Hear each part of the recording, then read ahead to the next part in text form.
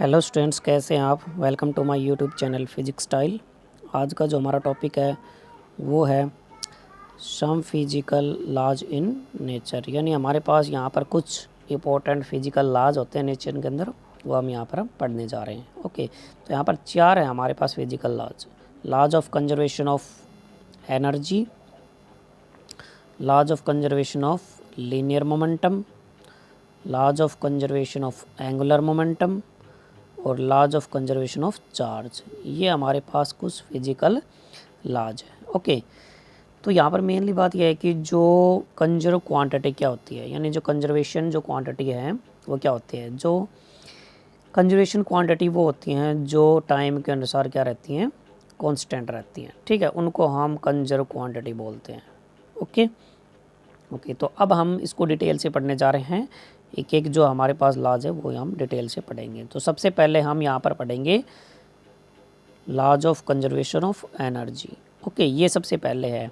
तो इसमें क्या है कि energy can neither be created nor be destroy, it can change one form to another form. यानी हमारे पास जो एनर्जी होती है उस एनर्जी को हम ना ही तो क्रिएट कर सकते हैं और ना ही हम उसको क्या कर सकते हैं, डिस्ट्रॉय कर सकते हैं। ओके, हम उसको एक फॉर्म से दूसरे फॉर्म में चेंज कर सकते हैं। ठीक है, यानी बार बार जैसे पोटेंशियल एनर्जी होती है, काइनेटिक एनर्जी होती है, साउंड एनर्जी होती है, ऐसे हमारे पास बहुत सारी एनर्जीज होती हैं। वो क्या रहती है, हमेशा कांस्टेंट रहती है, कंजर्व क्वांटिटी होगी एक तरह से। तो उसको हम एक फॉर्म से दूसरे फॉर्म में चेंज कर सकते हैं। जैसे पोटेंशियल को काइनेटिक एनर्जी में, काइनेटिक को पोटेंशियल एनर्जी में, और भी हमारे पास एनर्जीज होती है उन सभी को हम एक फॉर्म से दूसरे फॉर्म में चेंज कर सकते हैं। अब देखिए, ये जो हमारे पास में है E equal to P into में टी, ये आपको नहीं लिखना है। इसकी जगह आपको E equal to M C square लिखना है। ओके, ये नहीं लिखना है आपको। तो इसकी जगह आपको क्या लिखना है, E equal to M C square. अब ये जो इक्वेशन है, इस इक्वेशन के द्वारा, ये आइंस्टाइन की इक्वेशन है, इस इक्वेशन के द्वारा हम मास जो हमारे पास उसको एनर्जी में कन्वर्ट कर सकते हैं और एनर्जी को यहाँ पर मास में कन्वर्ट कर सकते हैं। ओके, तो ये हमारे पास थी laws of conservation of energy. Okay, देखिए नेक्स्ट जो हमारे पास में है सेकंड, वो है हमारे पास laws of conservation of linear momentum. Okay, तो यहाँ पर क्या होगा, अगर हमारे पास में if the external force on the system is zero, अगर हमारे पास सिस्टम के ऊपर एक्सटर्नल फोर्स यानी जो हम बाहर से जो फोर्स लगाते हैं, अगर वो कितना हो, वो जीरो हो, वो कितना हो, जीरो हो, तो जो टोटल लीनियर मोमेंटम होता है वो क्या रहता है, कांस्टेंट रहता है, यानी वो कंजर्व रहता है। ओके, देखिए इसका एक एग्जांपल आपको बताते हैं कि हमारे पास जैसे कि एक फार्मूला था P equal to M V. अगर यहाँ पर एक्सटर्नल फोर्स जीरो है तो ये जो लीनियर मोमेंटम है P, ये क्या रहेगा, कांस्टेंट रहेगा। ओके, देखिए एग्जांपल से समझते हैं इसको। जैसे कि हमारे पास में कोई भी एक बुलेट है। ठीक है, जैसे हम गन से कोई बुलेट छोड़ रहे हैं, जैसे हमारे पास गन हो गई मान लीजिए, और इससे हमने किसी बुलेट को छोड़ा। ठीक है, तो यहाँ पर जो बुलेट है वो आगे की तरफ फोर्स लगता है और जो गन होगी वो पीछे की तरफ यहाँ पर फोर्स लगाएगी। इसका मतलब ये होगा कि हम उस गन को चलाने से पहले जो टोटल सिस्टम होता है वो क्या रहता है, यहाँ पर सिस्टम क्या रहता है, कांस्टेंट रहता है, यानी वहाँ पर वो चीज़ रेस्ट पोजीशन, ये टोटल रेस्ट पोजीशन पे है, तो यहाँ का लीनियर मोमेंटम क्या है, कौन सा, यानी जीरो है यहाँ पर। ठीक है, हमने फायर कर दिया। ठीक है, इस गन को क्या कर दिया, फायर कर दिया। तो फायर करने के बाद जो बुलेट होती है वो आगे की तरफ मोमेंटम प्राप्त करती है और जो गन होती है वो पीछे की तरफ मोमेंटम प्राप्त करती है। तो इसलिए टोटल मोमेंटम क्या रहता है, वहाँ पर कांस्टेंट रहता है सिस्टम के ऊपर, क्योंकि उसने आगे की तरफ मोमेंटम प्राप्त कर लिया और इसने पीछे की तरफ मोमेंटम प्राप्त कर लिया। तो फायर करने के बाद भी टोटल मोमेंटम क्या रहता है, कांस्टेंट रहेगा। ओके ओके, तो देखिए नेक्स्ट यहाँ पर जो नंबर थर्ड है वो है laws of conservation of angular momentum. ठीक है, एंगुलर मोमेंटम को यहाँ हम एल से शो करते हैं। ठीक है, तो देखिए ये होता क्या है, E an object has an inertia if it in rotation. अगर कोई ऑब्जेक्ट रोटेशन में है तो उसके पास क्या है, एक इनर्शिया होता है। ठीक है, वो 9th क्लास में आप पढ़ते थे कि इनर्शिया क्या होता है, कोई ऑब्जेक्ट रेस्ट पे है तो रेस्ट पे रहता है, मूविंग कर रहा है तो मूविंग करता रहता है। ठीक है, उसकी एक प्रॉपर्टी होती है, कहने का मतलब किसी ऑब्जेक्ट की। तो यहाँ पर आगे देखिए, then object has possess momentum due to इस रोटेशन, रोटेशन के कारण उसके पास में क्या होता है, मोमेंटम होता है, उसको क्या बोलते हैं हम, एंगुलर मोमेंटम। देखिए जो स्ट्रेट लाइन में मूव करता है तो उसको हम लीनियर मोमेंटम की तरह शो करते हैं। अगर कोई भी ऑब्जेक्ट रोटेशन कर रहा है, मतलब ऐसे ऐसे ऐसे घूम रहा है, तो उसके पास हम उसको बोलेंगे एंगुलर मोमेंटम। ठीक है, तो यहाँ पर उसका एंगुलर मोमेंटम होगा। तो एंगुलर मोमेंटम का ये हो गया कि L equal to I omega, omega यहाँ पर एंगुलर वेलोसिटी है, आई यहाँ पर इनर्शिया हो गया, और L यहाँ पर क्या हो गया, एंगुलर मोमेंटम। तो ये इसका फार्मूला है, L equal to I omega. दूसरा यहाँ पर देखिए, एक हम इसको ऐसे भी लिख सकते हैं कि टो इजिकल टू, ये टो होता है, इसको टोर से रिप्रेजेंट करते हैं, जो टोर यहाँ पर हमने लिख रखा है उसको हम टो से रिप्रेजेंट करते हैं। ठीक है, तो यहाँ पर इसको हम ऐसे भी लिखते हैं, D L by D T से भी उसको शो करते हैं। ठीक है, तो ये बात होगी कि यहाँ पर अगर हमारे पास में, देखिए लाइन लिख रखी है हमने, if the external torque acting on the system is zero, अगर हमारे पास में एक्सटर्नल जो टोर है अगर वो किसी सिस्टम के ऊपर कितना है, जीरो है, तो इसका मतलब एंगुलर मोमेंटम क्या रहेगा, कांस्टेंट रहेगा।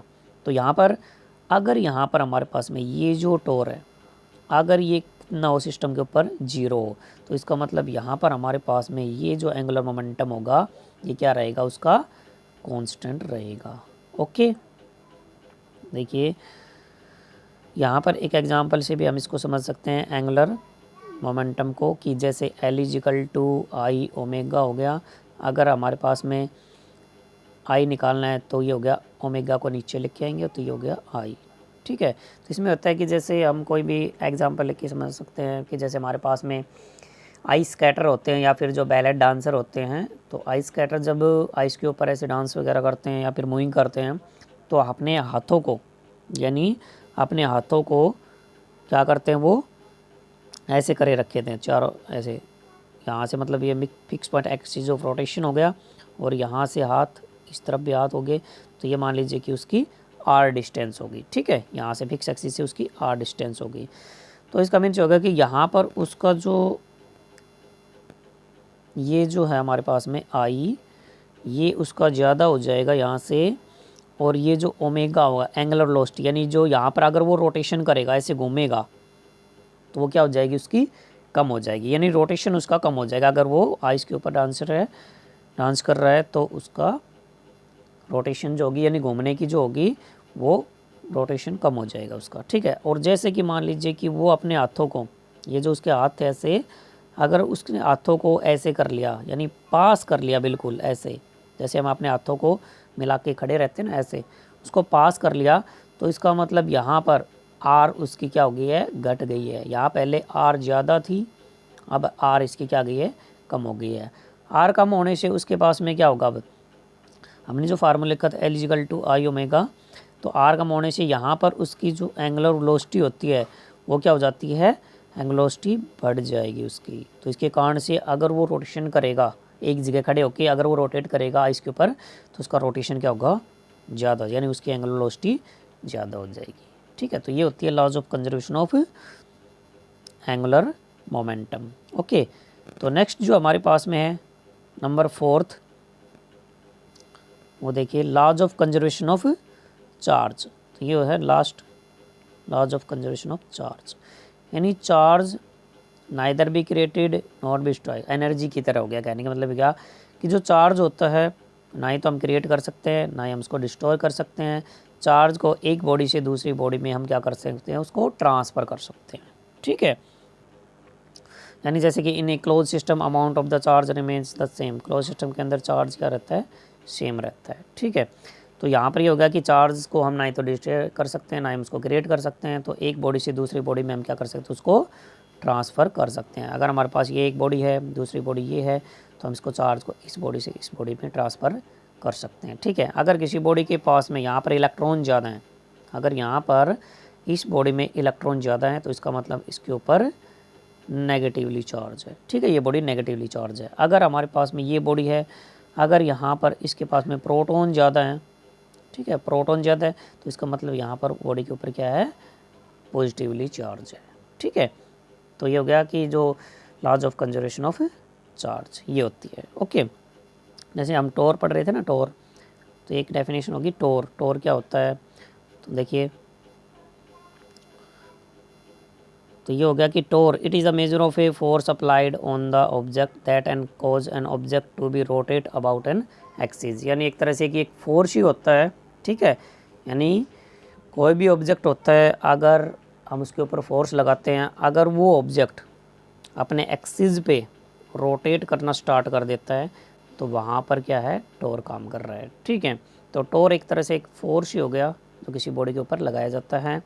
अगर कोई भी बॉडी रोटेट करने लगती है अपने एक्सिस पे तो हम उसको टोर बोलते हैं, और टोर को हम टो से रिप्रेजेंट करते हैं। ओके, तो ये थे हमारे पास में 4 उसके जो फिजिकल लॉज थे नेचर के अंदर वो थे। ओके, तो ये जो हमारे पास में जो टॉपिक था वो आपका कंप्लीट हो गया है। Okay, thank you.